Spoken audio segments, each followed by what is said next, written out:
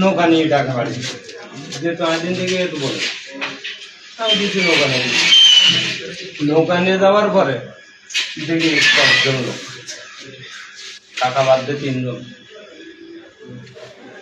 আমার কাছে শুনলে নক আমি ওদের কোনো সময় চিনতাম না ওই মুখছে না তাদের তুতো রবিউ এইটাই জানে সেইটাই চেনা হ্যাঁ গানামারি খাই আমার অত দেখার সময় নেই আমার বললো যে চল গরু স্টেজে আর কি মাল স্টেজে একটু দেখি আবার আমার একটা মামলা হয়েছে আমার নামে অ্যাডম কুমারের একটা মারামারি করেছিলাম তাদের একটা মামলা হয়েছে ওই ভাইতে ভাইতে পলেই বেড়াচ্ছে আমরা তো এদের সব জীবনে জমা করতাম বাড়ি থাকতে পারছি না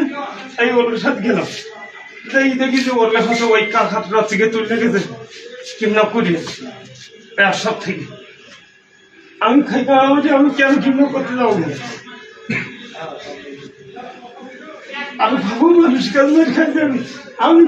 কারো চিনি নিয়ে যে ফোন না দিত আমি জীবনে যখন না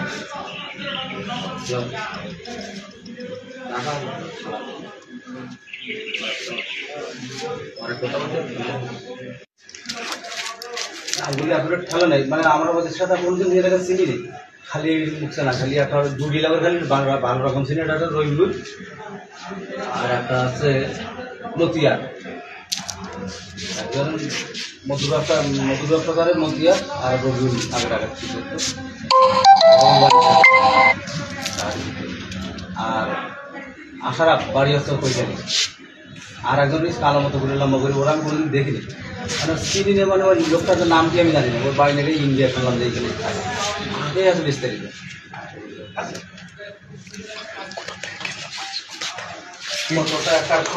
প্রলোভন দেখাইছিল রবিলের বাড়িতে কোথায় এটা মিস করেছে কত টাকা প্রলোভন দেখাইছিল রবিলের বাড়িতে কোথায় রবিউলের বাড়িতে এরা খালি রবিউল থেকে ওই যে টাকারে কিডন্যাপ করছিল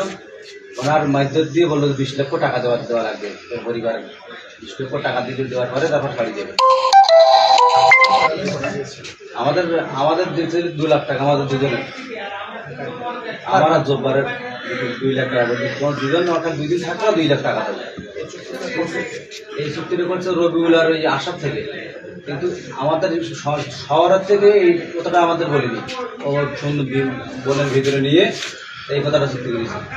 আর আমাদের মূলত নিজেইছে বেলাকের মাল আসবে বলে যে তোমরা চলো বেলাকের মাল আসবে তোমরা 2 দিনে 2 জন চলো তারপর সোচা কি দেরি হয় দেবা না আর আসার পথে যদি 2টা হরিণ টরিণ হয় তাহলে ওইভাবে নিয়ে আসা তাহলে আমরা শিকারি সাথে নিচ্ছি মানে ওই কাকা ডাক্তার কি শিকারি এটা তো আমরা জানি না ওই কাকা সাথে ব্যাগ ছিল কিন্তু শিকারিকে যেরকম ব্যাগ থাকে সেরকম ব্যাগ এসে পরে জানি যে ওটার মানে ডাক্তার ওরা বান্ধা টান্দার পরে আমাকে বললো যে বাড়ি ফোন 2 লাখ টাকা আসা আমার ওই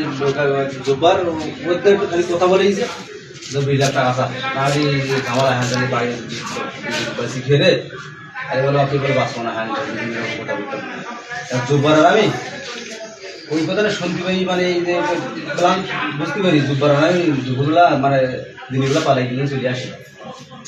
এই বিষয়ে আমরা থাকা যাবে না চলে আসি আর এই ছেলেটা শাইনুরের আমরা নিয়ে গেলাম যে খাবারের জন্য না খাই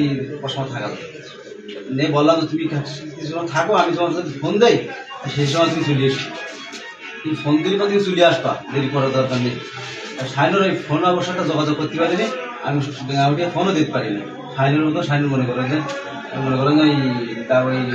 কাকারে নিয়ে চলে এই হচ্ছে